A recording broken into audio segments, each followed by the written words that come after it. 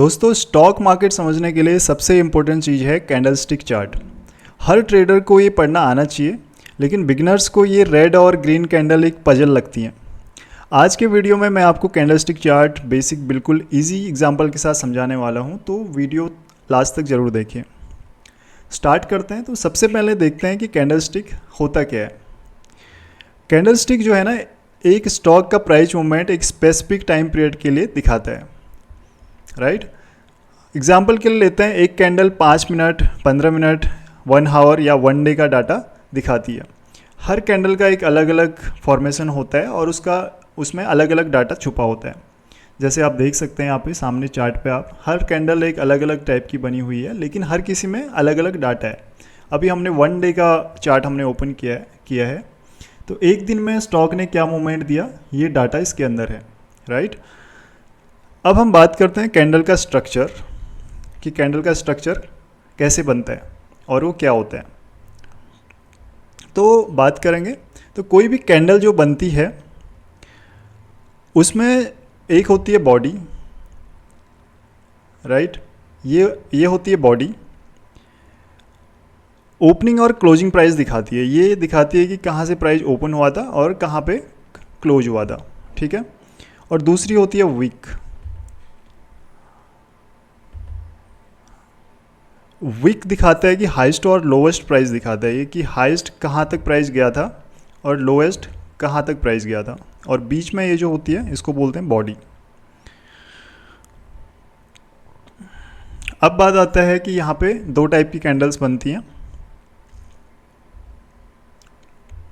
एक होती है रेड कैंडल और एक होती है ग्रीन कैंडल।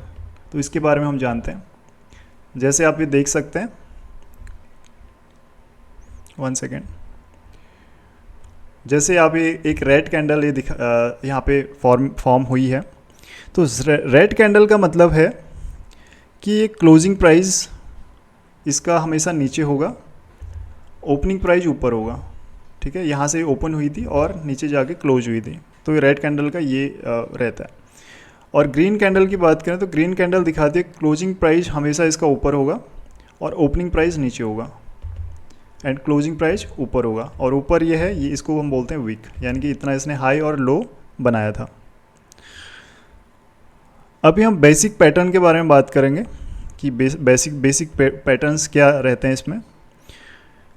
तो बुलिश कैंडल जो बनेगी वो ग्रीन कलर में बनेगी, ठीक है। ग्रीन कलर की कैंडल को बुलिश कैंडल कहा जाता है। इसका मतलब है कि बायर्स यहाँ पे स्ट्रांग है और मार्केट जो है ऊपर को गया था, प्राइस इसका बड़ा था, तो ये ग्रीन कलर में फॉर्म होगी। और दूसरी टाइप की कैंडल है वो, उसको हम बोलते हैं बियरिश कैंडल, जो कि रेड कलर में फॉर्म होती है और इसकी ओपनिंग ऊपर होती है और क्लोजिंग इसकी नीचे होती है। तो इसका मतलब है कि प्राइस ऊपर से नीचे गया था, राइट। और एक थर्ड टाइप की कैंडल होती है जिसको बोलते हैं डोजी कैंडल, जैसे आप यहाँ पे देख सकते हैं।